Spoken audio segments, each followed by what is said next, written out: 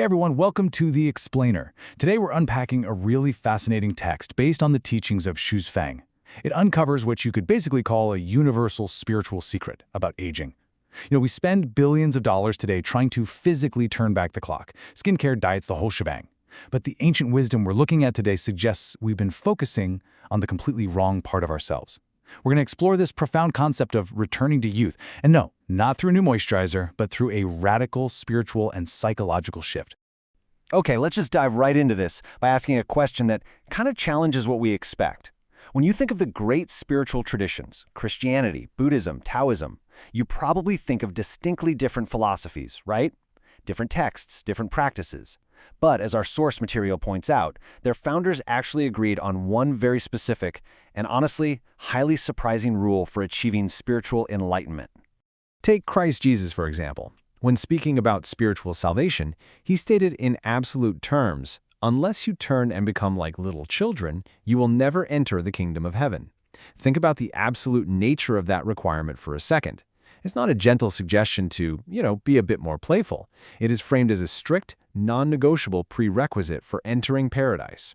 And what's really wild here is how Buddha Shakyamuni completely echoes this exact same sentiment.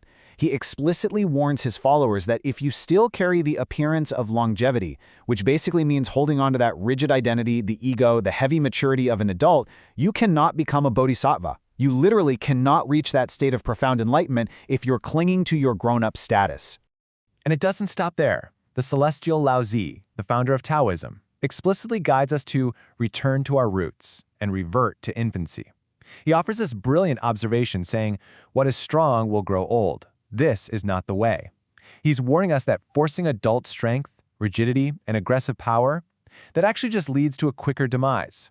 True alignment with the universe absolutely requires the softness of a child. To wrap up this opening thought, this quote perfectly illustrates the core philosophy we're unpacking today.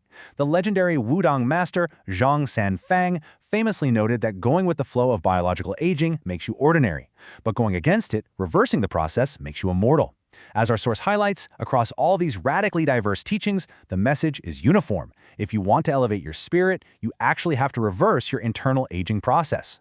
Now let me clarify right out of the gate what we actually mean by returning to youth.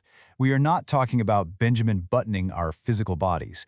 We aren't trying to shrink back into a literal infant. Instead, this is about a psychological and spiritual shedding of adult hang-ups. It means your spiritual essence returns to the heart and mind of a child. It's about throwing away that appearance of longevity. So even if you're in your 40s or 50s, you give yourself the absolute permission to play, to cry, and to exist without that suffocating weight of adult pretension. So how do we actually do this? The source text breaks down the actionable goals of this practice into 4 foundational traits. Let's call them the 4 pillars of the childlike state. They are purity, authenticity, spontaneity, and naturalness. To truly understand how to put this into practice, we need to look at each one of these pillars and see just how drastically different a child's approach to the world is compared to ours.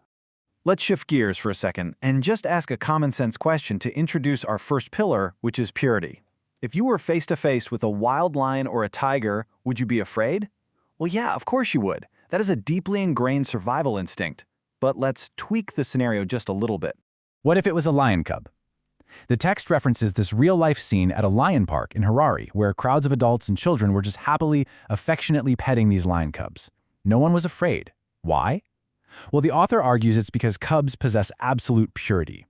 And the same purity is exactly why human babies in folklore and history have supposedly been safely raised as wolf children. Because infants possess zero malice, they evoke affection rather than hostility. It's totally unlike us adults who've kind of lost that innate innocence over time. And this concept of purity isn't just about being cute and cuddly. Ancient texts view childlike purity as a literal physical shield against life's greatest dangers. The source points to the biblical story of the 3 men thrown into a fiery furnace who emerged completely unharmed because of their absolute purity. It also brings up Laozi's claim that a truly pure being can walk on land without encountering danger from rhinos or tigers. Why? Because the rhino finds no place for its horn, the tiger no place for its claws. Basically, when you have zero inner conflict or malice, the external world literally cannot find a hook to harm you. Okay, now let me ask you a slightly playful question. Can you become invisible? No, obviously not. But the text asks us to think about why we can't. The argument here is super fascinating. It says we cannot become invisible because we're no longer pure. Our endless adult desires cloud our thoughts, making us spiritually heavy. Children, on the other hand, completely lack that heavy, ego-driven desire, which keeps their spirits light and unburdened. And that brings us perfectly to our second pillar, authenticity. Imagine a kid sees someone eating an apple. They'll immediately shout out, "Mom, I want an apple too," right? Now look at an adult in that situation. The adult might be starving, literally drooling on the inside, but they will cross their arms and pretend to be completely indifferent. Children are just wonderfully authentic to their needs, while we adults are so bound by this rigid hypocrisy of politeness and ego. We see this exact same dynamic play out with our emotions, too. When a child is sad, they cry. When they're hungry, they shout. It is immediate, raw, and true. But the adult, we swallow our pain. We hold back the tears, performing this role of the stoic, declaring things like real men don't cry, all just to maintain this false image of self-control. We literally trade our genuine feelings for a socially acceptable performance. And honestly, the hypocrisy gets even deeper, especially with things like attraction. Our source text points out that a genuine person might look at someone beautiful and instinctively just say, "Wow, she is beautiful." But the hypocritical adult, they might secretly desire that exact same person intensely, but outwardly, they'll mock the genuine admirer, calling them superficial or lacking taste, just to maintain this air of moral superiority. So the crucial point here is that true authenticity, true childlike youth, means your inner feelings must match your outward words and actions exactly. No filter. Now let's look at the third pillar, spontaneity. Picture it, snowing outside. Two little kids, Mama and Jaja, run out. They're laughing, playing joyfully, innocently touching each other's cold, rosy cheeks. It is pure spontaneity. Now imagine their older neighbors doing the same thing. They wouldn't dare. Adults are so trapped by societal morals, boundaries, and this paralyzing fear of judgment that we have entirely lost the ability to simply act spontaneously and joyfully in the moment. And finally, our fourth pillar, naturalness. Just think about the sheer absurdity of typical adult behavior. If a child is tired, no matter who is visiting the house, even if it's the most esteemed guests imaginable, they will just close their eyes and fall asleep. It's perfectly natural. But adults, we actively deny our most basic biological needs just to keep up appearances. We'll sit there, eyelids drooping, physically exhausted, insisting, "I'm not tired, I'm not tired." It is entirely unnatural to fight your own body just to appease a social convention. To really tie all these pillars together, let's walk through this incredibly powerful metaphor. The text compares childhood to a fresh pond with a continuous inflow and outflow of water. Because it's open, it never dries up. It remains a fresh, flowing source of life. Adulthood, however, is compared to a stagnant pond.